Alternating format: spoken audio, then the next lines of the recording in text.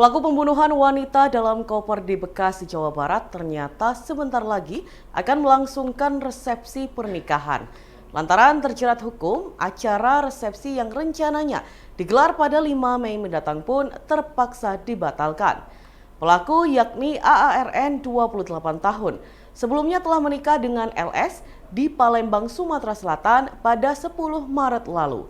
Menurut kakek LS, Ali Rahman, akad nikah digelar bertepatan dengan malam ketiga meninggalnya ibu dari pengantin wanita. Saat ini LS dikabarkan mengalami syok berat dan bahkan tidak mau berbicara. Setelah ditinggal sang ibu, pengantin wanita tersebut juga batal menggelar resepsi. Sebelumnya polisi menangkap AARN di Palembang pada Rabu 1 Mei 2024 setelah seminggu menjadi buron. Pelaku ditangkap karena membunuh rekan kerjanya RM 50 tahun di sebuah hotel di kawasan Bandung, Jawa Barat. Polisi menyebut AARN sempat menyetubuhi RM serta merampas uang puluhan juta dari korban sebelum membunuhnya. Setelah itu, pelaku memasukkan jasad RM ke dalam koper lalu membuangnya ke pinggir jalan di Cikarang, Bekasi. Dugaan sementara motif pembunuhan ini karena pelaku terdesak kebutuhan ekonomi untuk biaya resepsi. Para menteri penting Israel menggelar pertemuan membahas proposal gencatan senjata di Gaza untuk membebaskan para sandera pada Kamis 2 Mei 2024. Mereka juga membahas prospek penyisiran tentara di kota Rafah. Seorang sumber mengatakan rapat kabinet perang Perdana Menteri Netanyahu dijadwalnya diikuti dengan pertemuan kabinet keamanan yang lebih luas. Salah satu pejabat Israel mengatakan ada asumsi di antara para pemimpin negara tersebut bahwa Hamas akan secara resmi menolak tawaran terbaru untuk kesepakatan penyanderaan dan gencatan senjata. Kabinet perang sedang membahas kemungkinan tersebut dan potensi dimulainya operasi militer yang telah lama dijanjikan di Rafah. Bahkan di tengah tekanan internasional terhadap Israel untuk menghindari serangan ke kota paling selatan Gaza dan peringatan seorang pejabat Hamas bahwa serangan terhadap kota tersebut akan menggagalkan perundingan untuk mencapai kesepakatan. Sementara itu, pemimpin Hamas di Gaza, Yahya Sinwar, yakin ia bisa selamat dari serangan militer ke Rafah. Perundingan Arab mengatakan Sinwar diperkirakan akan menolak kesepakatan apapun yang tidak mencakup jalan yang kredibel untuk mengakhiri perang. Para mediator Arab juga mengatakan bahwa Sinwar percaya bahwa ia telah memenangkan perang dengan membuka mata dunia terhadap penderitaan rakyat Palestina dan membawa konflik tersebut ke garis depan urusan global. Sinwar mengatakan semakin lama ia menunggu, semakin besar tekanan internasional terhadap Israel dan aktivitasnya di Gaza. Ia juga memperkirakan adanya konflik dalam pemerintahan Israel yang pada akhirnya akan memaksa Netanyahu turun dari kekuasaan. Mayor Jenderal Tamir Haiman, seorang pemimpin Hamas, membocorkan percakapan Sinwar. Pemimpin Hamas itu mendapatkan lebih banyak keuntungan dengan menunggu kesepakatan yang lebih baik dibandingkan dengan menyetujui kesepakatan yang tidak menjamin kelangsungan hidupnya atau kemampuan Hamas untuk menyusun kembali dirinya sendiri. Netanyahu awal pekan ini mengatakan Israel akan melancarkan operasi Rafah terlepas dari apakah kedua belah pihak mencapai kesepakatan gencatan senjata atau tidak.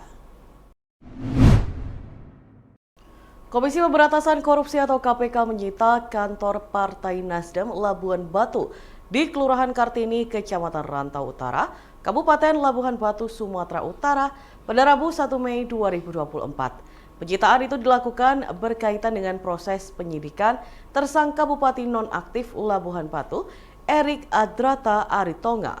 Dilansir dari tribunnews.com, hal itu diungkapkan oleh juru bicara KPK Ali Fikri di Gedung Merah Putih KPK Jakarta Selatan pada Kamis 2 Mei. Menurut Ali, KPK telah menyita kantor Partai Nasdem Kabupaten Labuhan Batu. Sebab menurutnya, dari hasil penyelidikan, kantor Nasdem itu diduga dibeli dari hasil korupsi Erik Ritonga. Yang mana awalnya, Erik Ritonga yang juga kader Partai Nasdem itu membeli tanah beserta bangunannya. Kemudian bangunan tersebut diperuntukkan untuk kepentingan Partai Nasdem. Diketahui, sebelumnya KPK telah menyita uang sebesar 48,5 miliar rupiah dan rumah mewah senilai 5,5 miliar rupiah milik Erik Ritonga di Kota Medan, Sumatera Utara. KPK memproses hukum 4 orang tersangka dalam kasus dugaan korupsi suap pengadaan barang dan jasa di lingkungan pemerintah Kabupaten Labuhan Batu, Sumatera Utara. Mereka ialah Bupati Labuhan Batu Erik Ritonga, anggota DPRD Kabupaten Labuhan Batu Rudi Syahputra Ritonga, serta 2 pihak swasta, yakni Fajar Syahputra dan Effendi Syahputra. Proses tersebut merupakan lanjutan dari operasi tangkap tangan atau OTT yang dilakukan KPK di Labuhan Batu, Sumatera Utara pada Januari lalu. Tokoh masyarakat Kota Blitar M. Triyanto mengambil formulir pendaftaran bakal calon wali kota dan bakal calon wakil wali kota Pilkada Kota Blitar 2024 di kantor DPC PDI Perjuangan atau PDIP Kota Blitar pada Jumat 3 Mei 2024. Triyanto tidak mengambil sendiri formulir pendaftaran di kantor DPC PDIP Kota Blitar, namun diwakili oleh para relawannya. Sejumlah relawan Triyanto terlihat mendatangi kantor DPC PDIP Kota Blitar sekitar pukul 10.30 pagi waktu Indonesia Barat. Mereka mengambilkan formulir pendaftaran bakal calon kepala daerah untuk Triyanto di kantor DPC PDIP Kota Blitar. Sekedar diketahui, Triyanto merupakan pentolan LSM Komite Rakyat Pemberantas Korupsi atau KRPK dan Ratu Adil di Blitar. Pada pemilu 2024, Triyanto juga maju sebagai calon DPD RI namun gagal. Koordinator relawan Triyanto, Joko Agus Prasetyo mengatakan relawan datang ke kantor DPC PDIP Kota Blitar untuk mengambil formulir pendaftaran baca wali untuk Triyanto. Menurut Joko, alasan relawan mengambilkan formulir tersebut karena mereka menginginkan ada calon alternatif pemimpin di Kota Blitar pada Pilkada 2024. Ia menuturkan, ketika maju sebagai calon DPD RI, Triyanto hanya mengandalkan kekuatan relawan tanpa melakukan politik uang. Menurutnya, Triyanto masih mendapatkan hampir 100.000 suara di Kota Blitar. Joko mengaku alasan itu pula yang mendorong para relawan mengambilkan formulir pendaftaran bakal calon kepala daerah untuk Triyanto di DPC PDIP Kota Blitar tanpa sepengetahuan Triyanto. Ketua Badan Pemenangan Pemilu DPC PDIP Kota Blitar, Sukarji, mengatakan pengambilan formulir pendaftaran memang boleh diwakilkan. Namun saat pengembalian formulir pendaftaran, pendaftar wajib hadir di kantor DPC PDIP Kota Blitar. Diketahui sampai sekarang sudah ada 3 kandidat yang mengambil formulir pendaftaran bakal calon kepala daerah di kantor DPC PDIP Kota Blitar. Sebelumnya ada 2 kandidat, yaitu Wali Kota Blitar Santoso dan politikus Kota Blitar Bambang Rianto atau Bambang Kawit yang telah mengambil formulir pendaftaran bakal calon kepala daerah di kantor DPC PDIP Kota Blitar pada Rabu 1 Mei. Dan Tribuners, berikut kita simak bersama wawancara dengan Koordinator Relawan Triyanto, Joko Agus Prasetyo. Teman-teman relawan ini akan mendorong beliau untuk mendaftarkan. Belum tahu ya berarti? Belum tahu. Posisi di mana Mas Triyanto? Mas Triyanto sekarang posisi di luar kota. Setelah ini langsung dikabari atau menunggu? Nanti kita akan berdiskusi dengan teman-teman, kita kabari beliau, kita ajak teman-teman relawan untuk menemui beliau dan kita paksa untuk mengisi formulir pendaftaran. Tapi sebelumnya sudah ada komunikasi terkait maju wali kota dan lain-lain? Belum ada. Ini hanya murni inisiatif dari teman-teman relawan. Ada berapa relawan yang di bawah tadi? Yang ini perwakilan sekitar 3 bulan orang. Sebenarnya yang mau datang ini juga ribuan, tapi kita nggak mau nanti aja kalau kita nganter pengembalian saja. Jelang Pilkada Ponorogo 2024, incumbent Sugiri Sancoko dan Lis Diarita mendaftar sebagai bakal calon bupati atau Bacabub dan bakal calon wakil bupati Bacawabub ke DPC Partai Kebangkitan Bangsa atau PKB Ponorogo secara bersama-sama. Sugiri Sancoko dan Lis Diarita datang bersama ke kantor DPC PKB Ponorogo pada Kamis 2 Mei 2024 malam. Keduanya sampai di kantor DPC PKB, Jalan Wonopringgo, Kelurahan Kertosari, Kecamatan Babadan, Kabupaten Ponorogo, sekitar pukul 21.30 waktu Indonesia Barat. Kang Giri menyerahkan berkas pendaftaran sebagai bacabub kepada Ketua DPC PKB Ponorogo, Ibnu Multazam, sedangkan Lis Diarita menyerahkan berkas pendaftaran sebagai bacawabub. Penyerahan berkas secara bersama-sama itu seolah menjadi sinyal keduanya akan melanjutkan kebersamaan hingga 2 periode di Pilkada Ponorogo 2024. Kang Giri mengatakan bahwa ia dan Lis Diarita merupakan pasangan yang serasi. Dia menjelaskan PKB merupakan partai kedua mereka mendaftar. Partai pertama yang didaftar Kang Giri dan Lis Diarita adalah Partai Amanat Nasional atau PAN. Ketua DPC PKB Ponorogo, Ibnu Multazam menjelaskan, PKB telah membuka pendaftaran bacabub dan bacawabub. Ibnu mengatakan, PKB sudah membuka pendaftaran selama 3 hari. Yang mendaftar diantaranya 1 bacabub Sugiri Sancoko dan 2 bacawabub Lis Diarita dan Ibnu Alfandi Yusuf. Dia menyebutkan, Kang Giri dan Bunda Lis Diarita memang datang bersamaan. Namun, keduanya mendaftar masing-masing. Ia juga menjelaskan bahwa mekanisme selanjutnya ke DPW, kemudian dilanjutkan ke DPP, lalu fit and proper test di DPP PKB Ponorogo.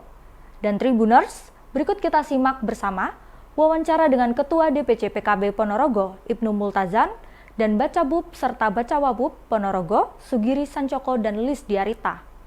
Kan sebenarnya PKB ini sudah membuka pendaftaran kan 3 hari. Baru yang mendaftar hari ini 3, 1 bakal calon bupati, 2 bakal calon wakil bupati. Itu mereka mendaftar pasangan atau sendiri-sendiri, Pak? Sendiri-sendiri.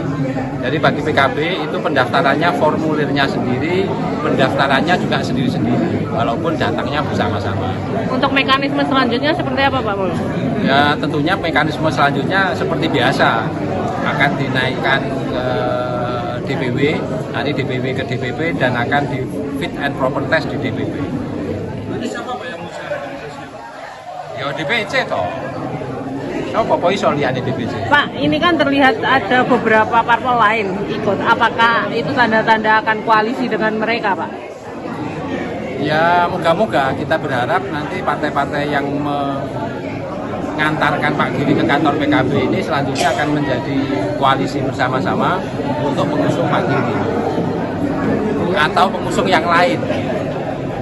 Jadi Pak Giri atau yang lain ya. dari internal apakah Mas Alfandi?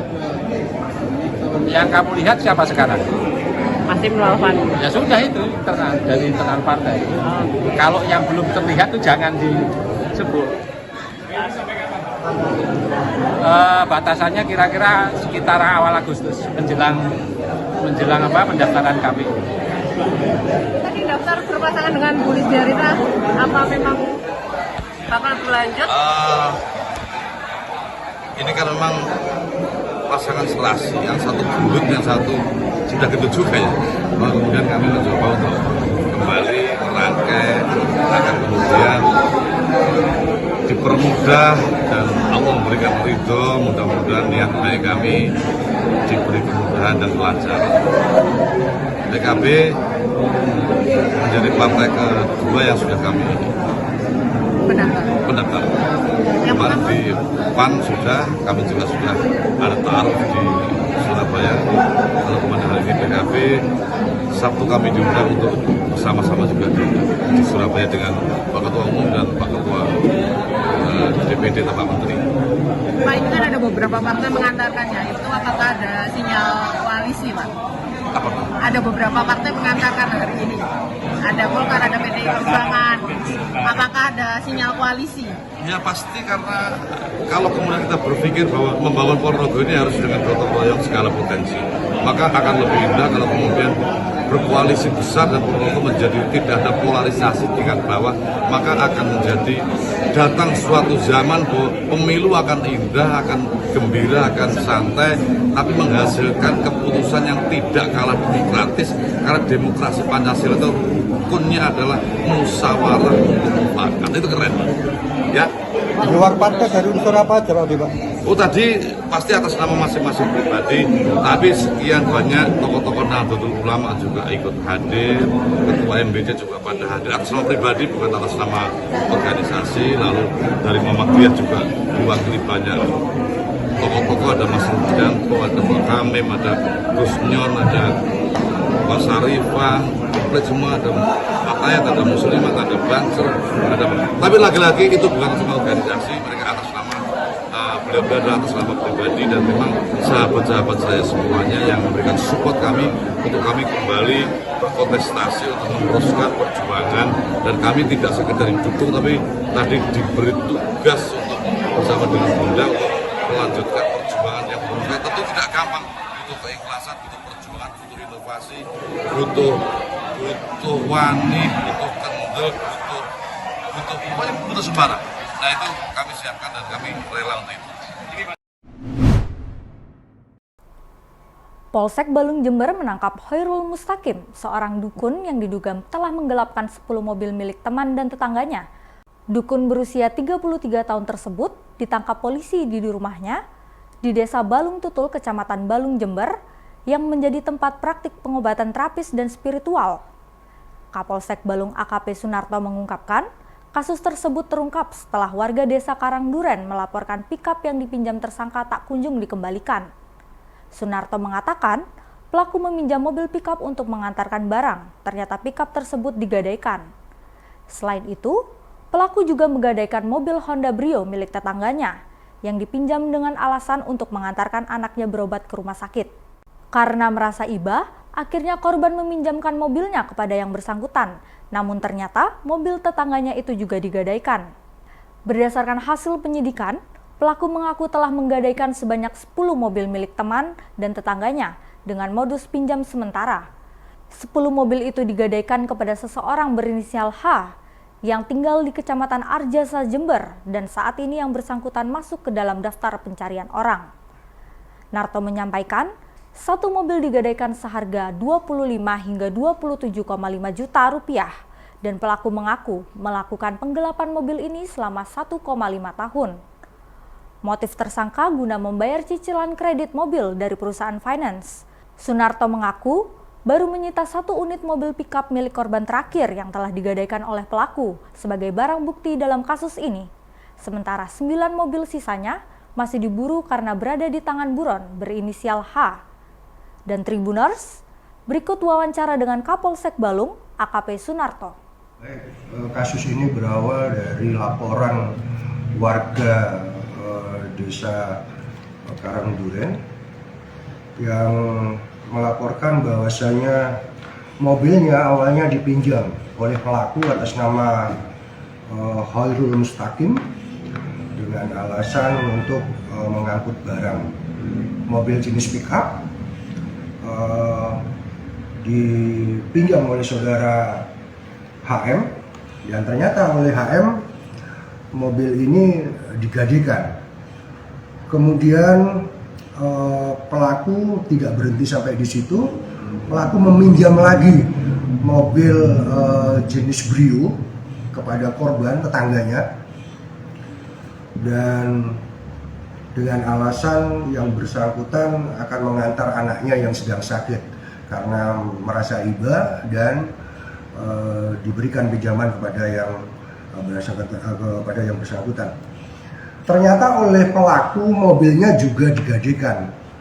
Sampai setelah kita telusuri dan kita mintai keterangan kepada pelaku, ternyata ada sekitar 10 lebih kendaraan yang sudah digadaikan oleh pelaku. Demikian. Kepada siapa menggadaikan? Motif menggadaikan menurut keterangan tersangka untuk gali lubang tutup lubang, yaitu untuk memenuhi tagihan hutang pelaku yang memang yang bersangkutan juga mengambil kredit mobil, 2 mobil di salah satu finance, dan uangnya menurut pengakuan pelaku dibuat untuk membayar cicilan. Itu sekali satu mobil itu digadekan berapa Mas? Masih menurut pelaku, satu mobil kendaraan digadekan kisaran antara 25 sampai 27,5 juta. Di tempat yang sama 10. Betul. Juni. Digadekan kepada seseorang dengan inisial H yang berlokasi di Arjasa, dan sampai saat ini yang bersangkutan masih kita tetapkan DPO karena kemarin kita sudah melakukan upaya paksa terhadap pelaku H ini di daerah Arjasa dan yang bersangkutan tidak ada di tempat. Untuk 10 mobil itu bisa diamankan atau seperti apa atau gimana? Untuk barang bukti, satu kendaraan mobil pick up sudah kita amankan di Polsek. Demikian. Sementara yang lainnya dari 9 itu? Sisa dari kendaraan yang digadekan oleh pelaku masih ada di tangan saudara dengan inisial H ini yang beralamat di Arjasa. Ancamannya? Untuk ancaman hukuman, pelaku kita jerat dengan pasal 372 KUHP atau 378 dengan ancaman hukuman kurang lebih 4 tahun penjara. Ini pelaku melakukan tindakan itu sejak kapan? Apa itu peminjaman penggelapan mobil itu? Selama dari 10 mobil itu. Berapa Kurun waktu berapa lama? Menurut pengakuan pelaku kurang lebih sekitar 1,5 tahun. Terus ini yang pickup itu dilaporkan dipinjam kapan itu? Terungkap. Terakhir. Pickup ini yang terakhir dan akhirnya terbuka semua kasus-kasus yang sebelumnya. Kapan dengannya? Kemarin atau? Sekitar 3 hari yang lalu.